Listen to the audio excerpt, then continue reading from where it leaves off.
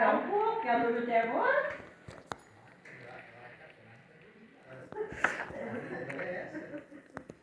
Eu não sei como. Hoje ela ficou acordada bastante tempo. Nossa, de manhã, menina. Até de tarde, ela foi dormir que hora?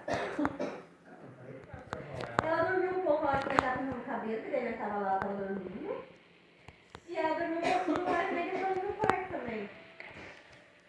Por isso que eu falo que a Magal, ela não... Ah, não, é só pra cortar o cabelo, né? Ela não estranha de ficar ali trancada no quarto.